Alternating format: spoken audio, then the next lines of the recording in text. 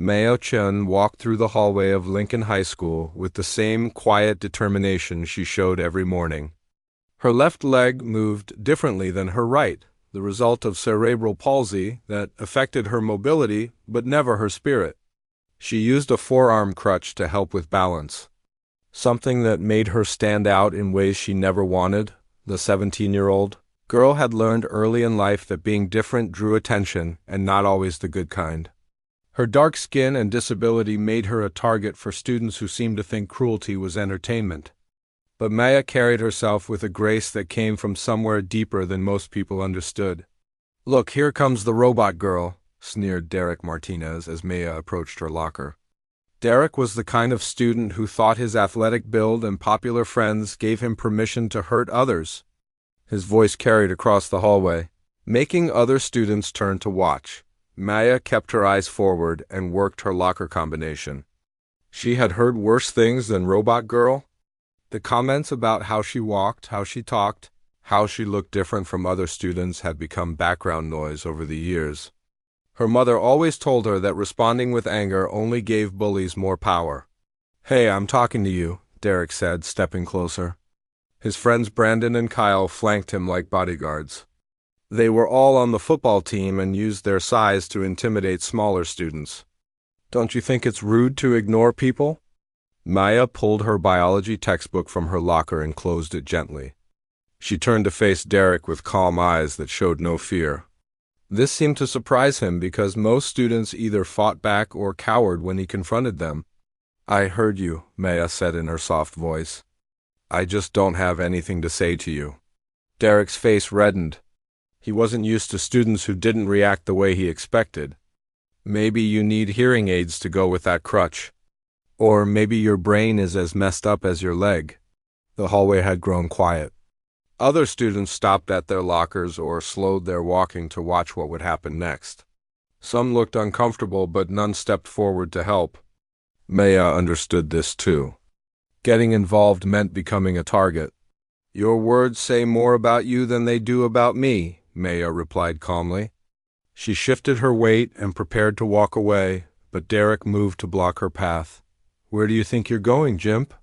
The word hit Maya like a physical blow, but she didn't let it show on her face.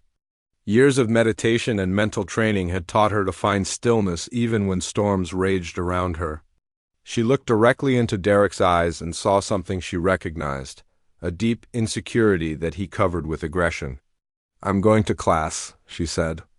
"And you should too." Derek reached out and knocked her textbook from her hands. It hit the floor with a loud thud that echoed through the hallway. Papers scattered across the linoleum tiles. Maya looked down at her scattered homework and notes, then back up at Derek. "Oops," Derek said with a fake smile. "Butterfingers. Oh wait, you probably have those too." Maya carefully lowered herself to gather her papers. Her cerebral palsy made the movement slower and more deliberate than it would be for other students. Several papers had slid under other students' feet, and she had to ask them to move so she could collect everything. The position put her at a disadvantage, kneeling on the floor while Derek towered over her. But Maya had been in disadvantaged positions her entire life. She had learned that real strength wasn't about being the biggest or loudest person in the room. "Need help down there?" Derek asked mockingly. "Maybe you should crawl to class. It might be faster." Brandon and Kyle laughed on cue. Other students watched with expressions ranging from embarrassment to disgust, but still no one intervened. Maya finished collecting her papers and used her crutch to help herself stand. "Thank you for your concern," she said to Derek. "But I'm fine." The response clearly frustrated Derek. He wanted anger, tears, or fear. Maya's composure made him look foolish in front of his audience, which only made him more determined to get a reaction. "You know what your problem is?" Derek said, stepping even closer. "You think you're better than everyone else just because people feel sorry for you. But being a cripple doesn't make you special." Maya felt something shift inside her chest. Not anger exactly, but a recognition of what was really happening. Derek wasn't just a bully picking on an easy target. He was someone who felt powerless in his own life and thought hurting others would make him feel strong. I don't think I'm better than anyone, Maya said quietly. And I don't want anyone's pity. I just want to go to school without being bothered. Well, too bad, Derek said. This is my school, and you'll get bothered whenever I feel like bothering you. The first warning bell rang, signaling 5 minutes until class started. Most students began moving toward their classrooms, but Derek showed no signs of ending his confrontation. Maya realized this could continue all day if she let it. I need to get to class, she said, trying to step around Derek. He moved to block her again. Not until you show some respect. What kind of respect? Maya asked. Derek smiled cruelly. Get back down on the ground and pick up that piece of paper. He pointed to a small scrap that had fallen near his feet. Crawl over there and get it. The hallway wasn't completely empty yet. A dozen students remained, some at their lockers, others walking slowly to see what would happen. Maya looked around and saw expressions of discomfort and shame on their faces. They knew what Derek was asking was wrong, but they were too afraid to say anything. Maya looked at the piece of paper, then back at Derek. In that moment, she made a decision that would change everything that followed. No, she said simply. Derek blinked in surprise. What did you say? I said no. I won't crawl for your entertainment. The tension in the hallway became thick enough to cut. Derek's friends exchanged glances, unsure how their leader would respond to such direct defiance. Derek himself seemed stunned that someone he considered powerless had just refused his demand. You little... Derek started forward aggressively. Is there a problem here? Mr. Rodriguez, Maya's biology teacher, had appeared at the end of the hallway. He was a small man in his 50s who wore wire-rimmed glasses and spoke with quiet authority. Derek immediately stepped back and tried to look innocent. No problem, Mr. Rodriguez, Derek said with a fake smile. I'm just talking to Maya about homework. Mr. Rodriguez looked from Derek to Maya to the scattered papers in her hands. His expression made it clear he didn't believe Derek's explanation, but proving what had really happened would be difficult. Well, the bell's about to ring, Mr. Rodriguez said. Everyone should be heading to class. Derek nodded and signaled to his friends. They walked away laughing and talking loudly about their weekend plans as if nothing had happened. Other students also dispersed quickly, leaving Maya alone with her teacher. Are you okay? Mr. Rodriguez asked gently. Maya nodded, though they both knew the question went deeper than her physical well-being. I'm fine. Thank you. Maya, Mr. Rodriguez said carefully, if someone is bothering you, you can always talk to me or another teacher. You don't have to handle everything by yourself. Maya appreciated his concern, but she also knew the limits of what teachers could do. Derek was careful to avoid doing anything too obvious when adults were around. The real bullying happened in spaces where there were no witnesses willing to speak up. I understand, Maya said. I should get to class. Mr. Rodriguez nodded reluctantly. Don't be late for biology. We're starting a new unit today? Maya made her way down the hallway, her crutch clicking rhythmically against the floor. Students who passed her looked away quickly, as if acknowledging her presence might somehow involve them in whatever drama they had witnessed, but Maya wasn't thinking about Derek's cruelty or the other students' silence. Her mind had already moved to a different place, a space of calm focus that she had been training for most of her life. Few people at Lincoln High School knew that Maya Chun had been studying martial arts since she was 7 years old. It started when her parents noticed that traditional physical therapy wasn't enough to help her build confidence and strength. Her mother's brother, Uncle James, was a master of an ancient Chinese martial art called Wudang Quan. He specialized in teaching students with physical disabilities how to use their bodies in ways that worked with their limitations rather than against them. Every body is different. Uncle James had told young Maya during her first lesson, your body has its own rhythm and power. We don't try to make you move like everyone else. We help you discover what makes you special. The martial art Uncle James taught wasn't about flashy kicks or breaking boards. It focused on balance, timing, and using an opponent's energy against them. It taught students to be like water, flexible, persistent, and capable of wearing down the hardest stone given enough time. Maya had been practicing for 10 years now. 3 times a week, she went to Uncle James's small studio in Chinatown where she learned forms, meditation, and the philosophy behind her martial art. Her classmates there included other students with disabilities, older adults, and young people who had been drawn to the peaceful approach Uncle James taught. Fighting is not about winning, Uncle James often said. Fighting is about protecting yourself and others while maintaining your humanity. The strongest warrior is one who never has to fight at all. Maya's mind drifted to Uncle James's studio as she faced Derek in the parking lot.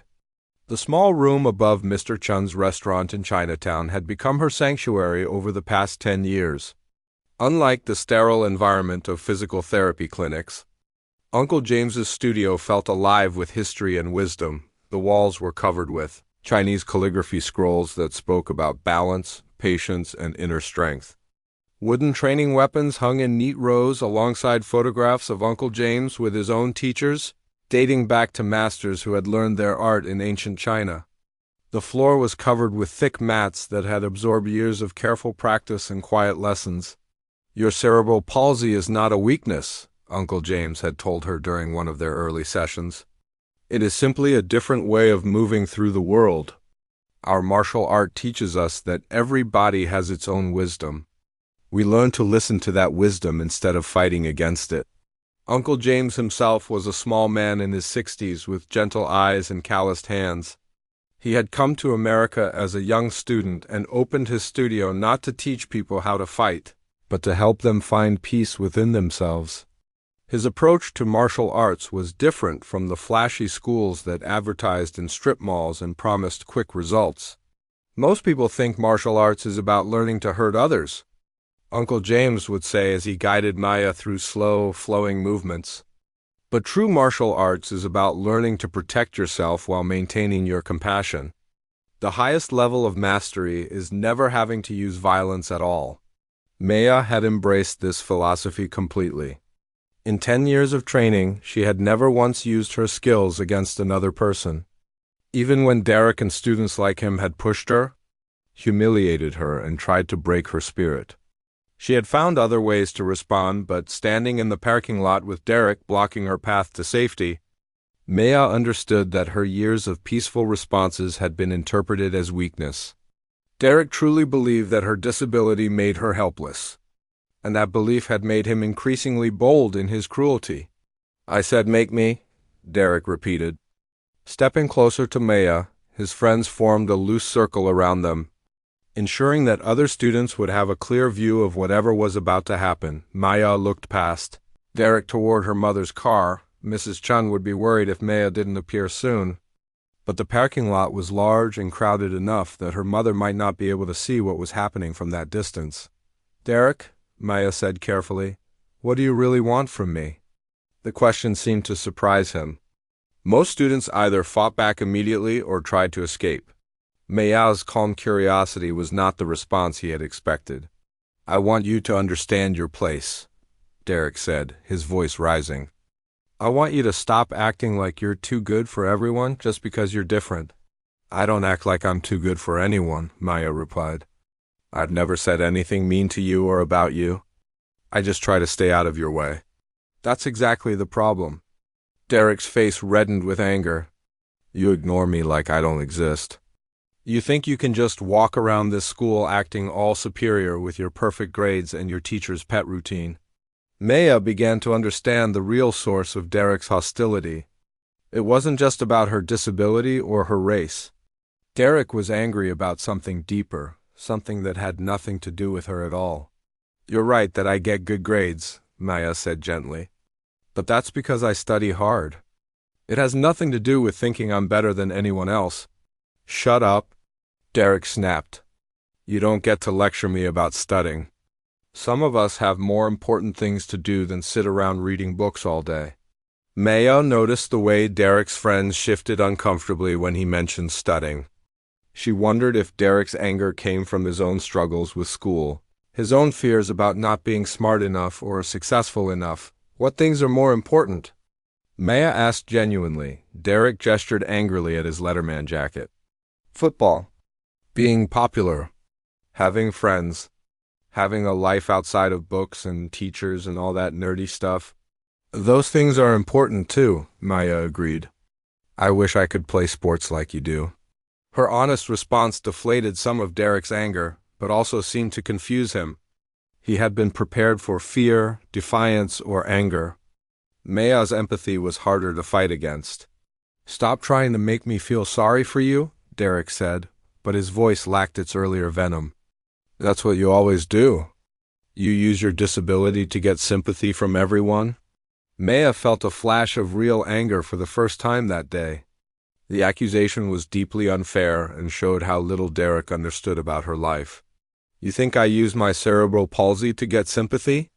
Maya asked, her voice sharper than before. Do you have any idea what it's like to have people stare at you everywhere you go? To have strangers ask personal questions about your medical condition? To have people talk to you like you're 5 years old just because you walk differently? Derek took a step back, startled by the emotion in Maya's voice. Do you think I enjoy using a crutch? Maya continued. Do you think I like having to plan every movement I make because falling down is more dangerous for me than for other people?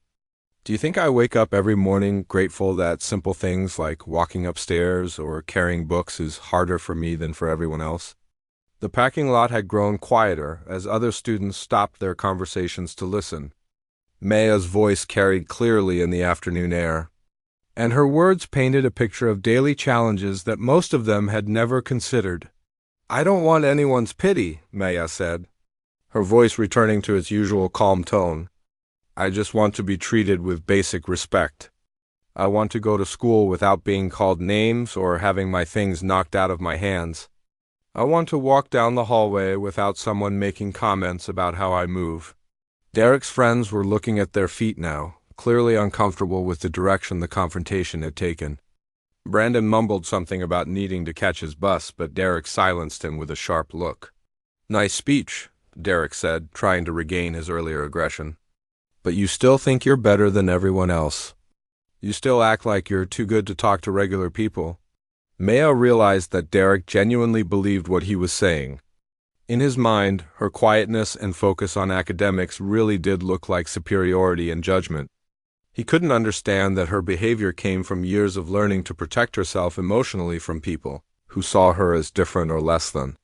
I'm quiet because I've learned that it's safer, Maya said honestly. When you're different, any attention is usually bad attention. So I try to be invisible. Well, you failed, Derek said with a cruel smile. Because I see you. And I'm tired of watching you float around this school like you're untouchable. Maya felt something shift in the energy around them. Derek's anger was building again, fed by his own insecurities and his need to prove something to his friends and the watching students. I'm not untouchable, Maya said quietly. I'm just trying to get through high school like everyone else. Then maybe it's time someone taught you that being different doesn't make you special, Derek said. He cracked his knuckles and took another step toward Maya. Maya's training kicked in automatically. Without conscious thought, her weight shifted to her stronger right leg and her grip on her crutch adjusted slightly. To anyone watching, she still looked calm and unprepared. But every muscle in her body was now ready to move with the precision Uncle James had drilled into her over thousands of hours of practice. Derek, Maya said one last time, please don't do this. You're better than this. No, I'm not, Derek said with surprising honesty. And you're about to find out exactly what kind of person I really am. Maya thought about the conversation she'd had with Uncle James just the week before. She had been struggling with Derek's increasing aggression and had asked her teacher what to do when peaceful responses stopped working. There is a time for every approach, Uncle James had said while they practiced slow, flowing forms together. There is a time for patience, a time for words, and a time for showing someone that their actions have consequences. The key is knowing which time it is. How do you know? Maya had asked. Uncle James had smiled and adjusted her stance slightly. You know, because you have exhausted all other options? When someone is determined to cause harm and will not be stopped by reason or kindness, then you must be willing to protect yourself and others. But what if I hurt someone? Maya had worried. Our art is not about hurting people, Uncle James had explained. It is about stopping harmful behavior while maintaining your own humanity. You use only the force necessary to end a dangerous situation. No more, no less. Now, facing Derek in the school parking lot, Maya understood that she had reached that moment Uncle James had described. She had tried ignoring Derek's harassment. She had tried responding with kindness and empathy. She had tried understanding his perspective and addressing his concerns. Nothing had worked. If anything, Derek seemed to interpret her peaceful responses as weakness, which only made him more determined to escalate the situation. Last chance, Derek said, flexing his hands into fists. Get down on the ground and crawl to your mommy's car. Show everyone what you really are. Maya looked around the parking lot one more time. At least 30 students were watching now, some openly, others pretending to look at Thai. Maya arrived at school the next morning with a heavy feeling in her chest. She had spent the previous evening at Uncle James's studio, trying to find peace through meditation and practice. But even the familiar comfort of flowing forms and quiet breathing exercises couldn't completely calm her anxiety about what Derek might do. You look troubled, Uncle James had observed as Maya struggled to maintain her focus during practice. Someone at school is angry with me, Maya had explained. I used what you taught me to protect myself yesterday, but it only made him more determined to hurt me. Uncle James had nodded thoughtfully. This sometimes happens when we show someone that their view of the world is incorrect. Instead of learning, they become more desperate to prove they were right. What should I do? Maya had asked. Continue to use only what is necessary, Uncle James had said. Protect yourself and others, but remember that your goal is to stop harmful behavior, not to defeat or humiliate anyone. Sometimes the kindest thing you can do for someone is to show them clearly that their path leads nowhere good. Now, walking through the hallways of Lincoln High School, Maya tried to hold on to Uncle James's wisdom.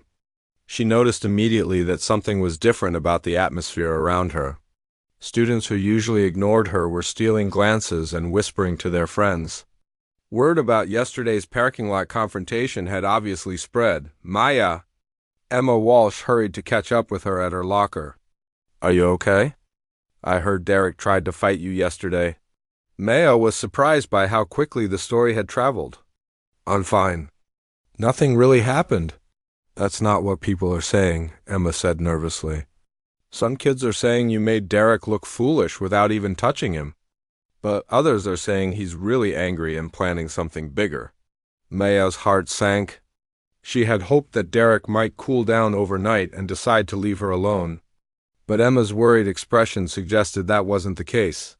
What kind of something bigger? Maya asked. Emma glanced around to make sure no one was listening.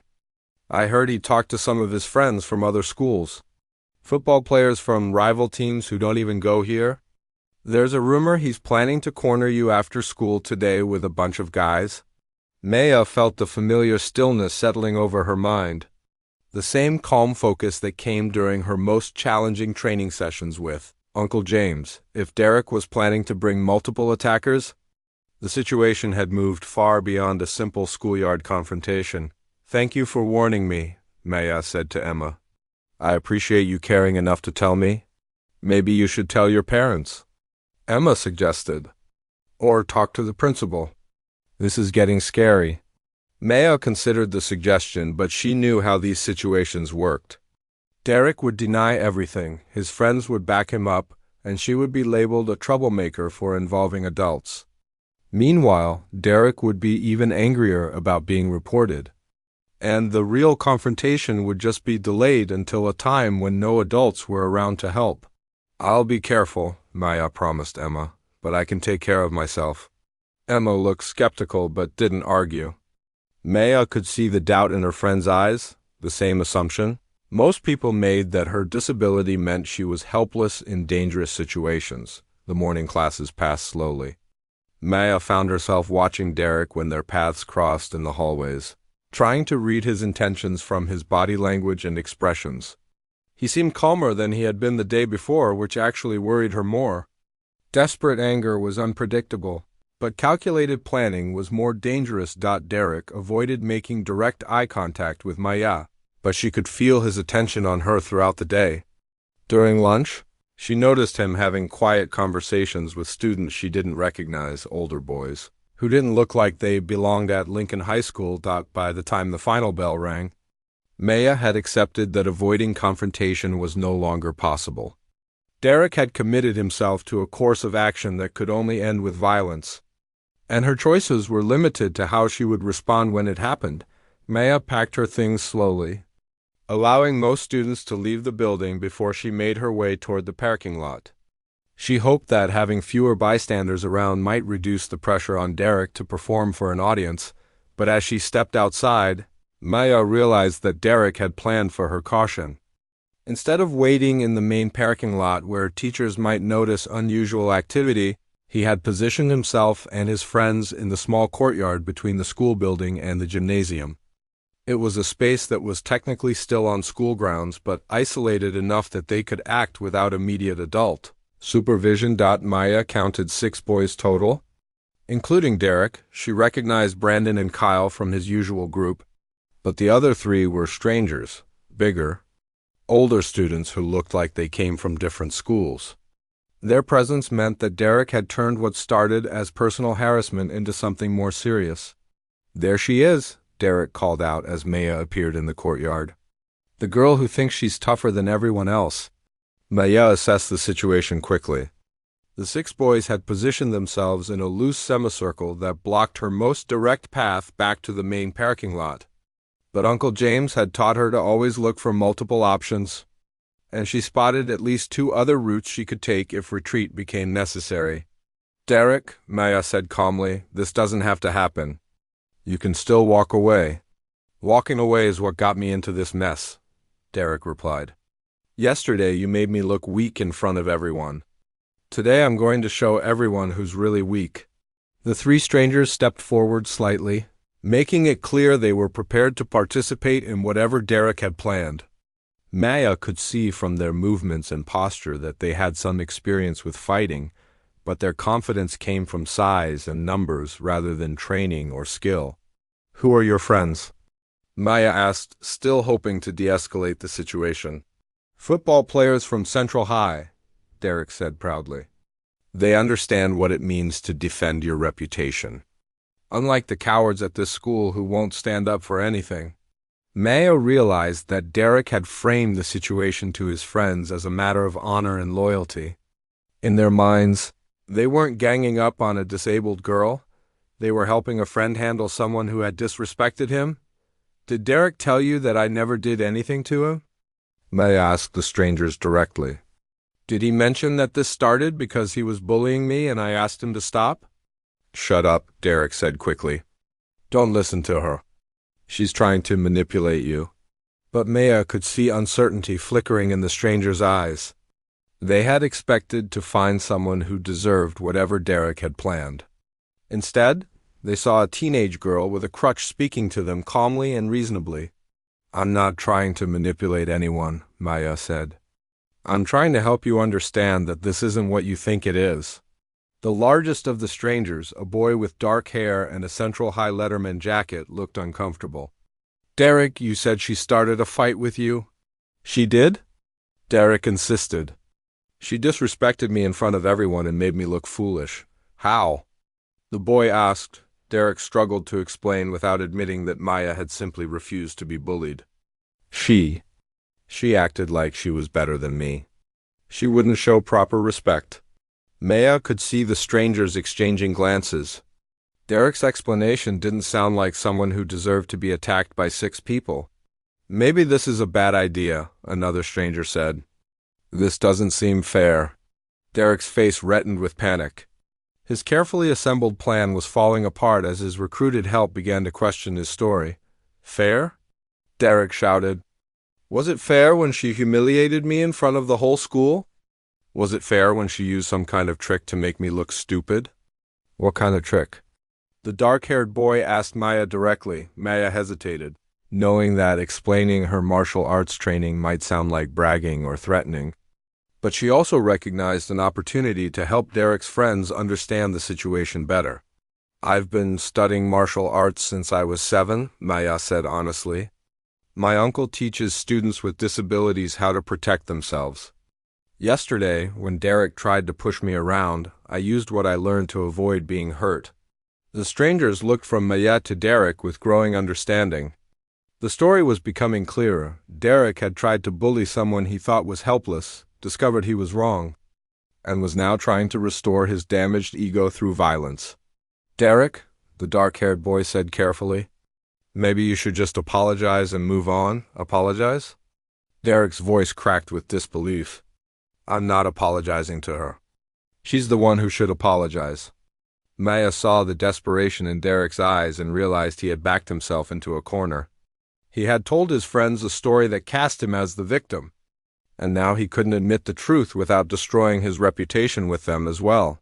"I'm sorry this situation got so complicated," Maya said gently. "I never wanted to humiliate you or anyone else. I just wanted to be left alone." Derek stared at her as if she had spoken in a foreign language. The idea that she might actually be sorry for his embarrassment, even though he had caused the entire situation, was something he couldn't process. "Stop it," Derek said quietly. "Stop acting like you're sorry. Stop acting like you're better than me." "I don't think I'm better to."